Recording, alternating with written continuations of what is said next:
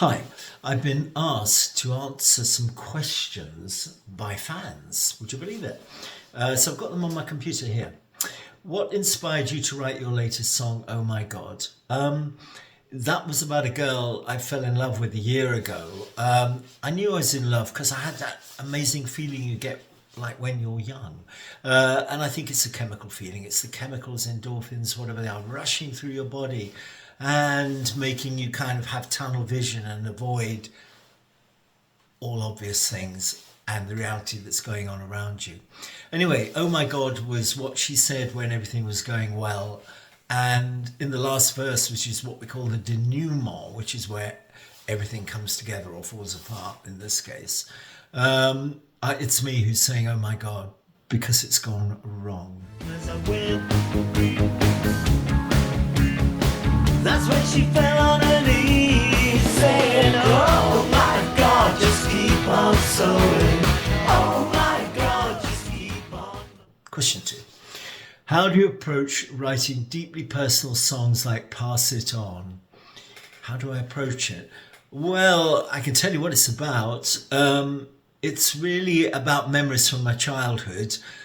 When I was very young, my elder brother, who was a year and a half older than me, he hasn't been alive for a long time. He'd come back from the youth club and I was about 8 or 9 and I wasn't allowed to go. So he would diligently teach me all the songs that he'd learnt. So that's where the song literally refers to about the songs we knew, you knew, Pass It On.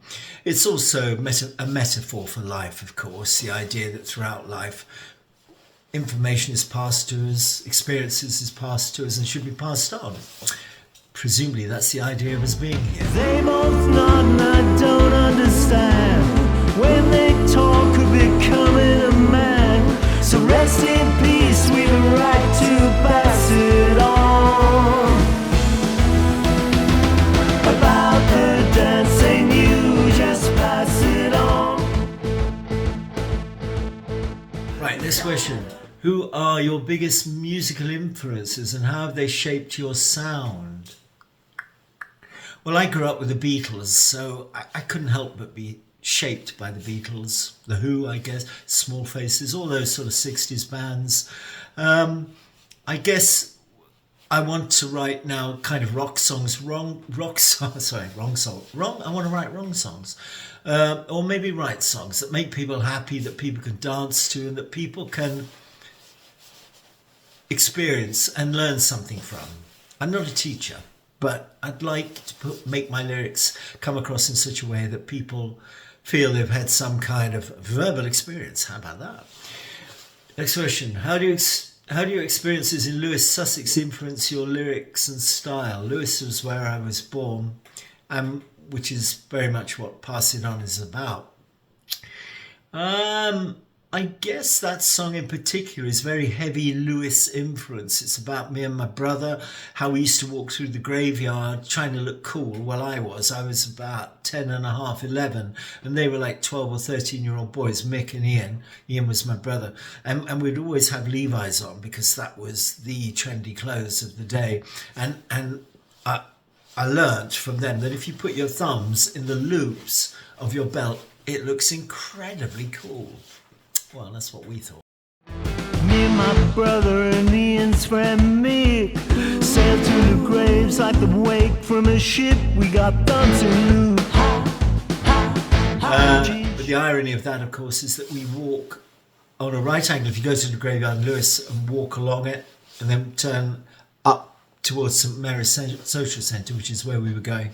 My brother is now buried on that corner, so there we are. What does that mean? Next question. Sorry, I've got to adjust the computer so I can see it. Actually, I have a musical break here. I don't think you're gonna find perfection that you're seeking. I just wanna close my mind, but how can I forget when every night you're floating in my dreams like a butterfly breathing down my neck. I could never stop. Next question. What comes first when you create a song? The lyrics, melody, or guitar riffs? No idea. So I was listening to a piece of machinery the other day, and it was making this kind of synthesizer sound was coming out of it. It was going, "Arrah, arrah, arrah." I thought, God, that would be good. That would make a great song. Well, in my head it would. Often it's the lyrics, because I sit down and sometimes I just write off reams of ideas and words that are in my head and just see what comes out. It's like sort of regurgitating stuff that's in your subconscious. And then the melody's added to that, and I reshape the words around it. Next question. How do you balance humour, irony in your songwriting? How do I? Ha! I don't know. Do I balance it? I don't. I try to express a song in the way that I think, although I have to kind of shoehorn it a bit into chorus, verse, repetition, and so on. I don't really balance it. Maybe I do, but do I? I don't know. Sentence construction. Who knows? Next one. Do you ever write with specific emotions or memories in mind, or does it flow organically? I just move on to the next one. I think I've answered that one. I don't think it is organic. Well, it grows, but it grows from in here, doesn't it? And also from out there. Out there and in here. Right, career journey. What has been the most rewarding moment of your music career so far? Someone asked me for my autograph once. Only once. It was at the EMI, which was a big record company, factory. It must have been in Hayes, Middlesex, where they used to make records.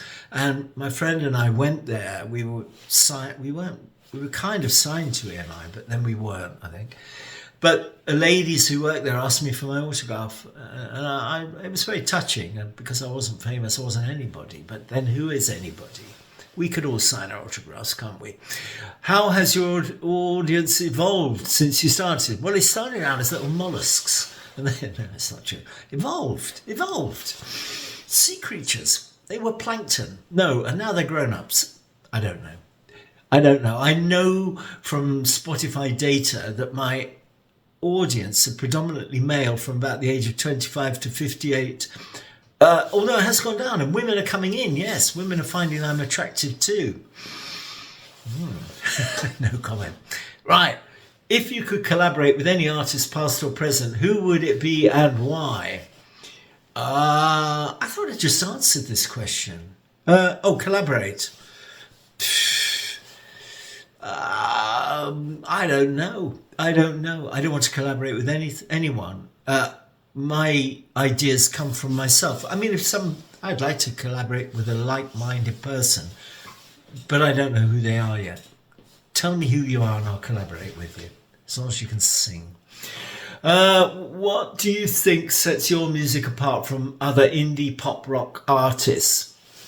Well, I'm not sure, although the ones I've listened to these days don't have a very strong lyric structure. They don't seem to tell me very much. They tend to rely on what I think are cliches, which I've done myself in the past, and I'm probably going to do it in the future. You know, moon in June, a boon, a poon, a spoon and a moon in June. Yes, that sort of thing, where you can see, you know, where the line's going, you know where they're taking you, because they haven't thought very hard. And I think it's important to try to do your best work if you can. There you are. That's told you off, you other songwriter, you other indie pop people. Right. How do you see your music evolving in the next few years? Well, I can only think about this year, but I'd like to do about another 5 singles if I can. I haven't written them yet. I was busily trying to write one this morning. There was a power cut, and I thought, what can I do that doesn't involve electricity or light? Write a song. Next one. What do you hope your fans take away from your songs? Is that like fans that steal stuff off you, you know, like nick things? Take away from my songs. I hope they feel happy afterwards, or inspired. Maybe inspired, or maybe in my lyrics they can think that, you know, it's important to be authentic, I would say. When I say to be authentic, that sounds cliched. I mean, just be yourself. Be yourself if you can. Try not to let everybody in life corny, push you down some line, some sort of, I'm not saying go out and break the rules. Well, I am. But I'm not saying that. I'm just saying within the frame and confines of the life we live, try your best to be yourself. Because in the end, that's all you've got. And if you're not yourself, when things go wrong, who can you blame? Yourself. Anyway, right, next question. What is the funniest or most memorable fan encounter you've had? Oh, yes. I haven't had many fan encounters because I'm not fanable. I am. But anyway, these are fan questions. On YouTube, some bloke was telling me about what the lyric to my song I'm a Computer was about, which I found highly amusing because he was sort of saying, well, it's about this is what this means. And I wrote back and I said, don't think it does. He went, yes, it does. And I went, well, actually, I wrote it. And he went, doesn't matter. This is what it means. And he had a point, I must admit, but it was quite amusing when someone reinterprets your song. But I guess that's when you're incredibly famous, which obviously I'm not. That's what happens. People see it through their own perspective, which is fine. If someone had never heard your music before, which song would you recommend they start with? Always the last one, because all people who are creatives or create a fuss like I do. No, people who create things or make things, whether it's art, puddings, gardens, they always think that their last work is their best. And so it should be really, because surely the next time you try again, you're improving on what you did before. Right, I'm going to end up here, but thank you very much for the questions. And I must say, if you've got any questions, any more questions that you think I could possibly answer, not too difficult, please send them in here if you can, whatever you're seeing this on. And regarding that, please go to Spotify and find me. I'm Pete Davies, Davies, and my last two songs, my last song was Pass It On, and my new song, which is out on 7th of Feb, is called Oh My God. Please follow and subscribe and all those things you have to do. For you, it's perhaps just pressing a button, but for me, it means the famous algorithm finds me and sees that people like me and are interested, which means it enables me to write more stuff, because the more you press buttons, the more Spotify and YouTube, etc., promote my music and send it out to you. That's how it works. Thank you very much. Thanks again. Listen out for my songs. Bye bye for now.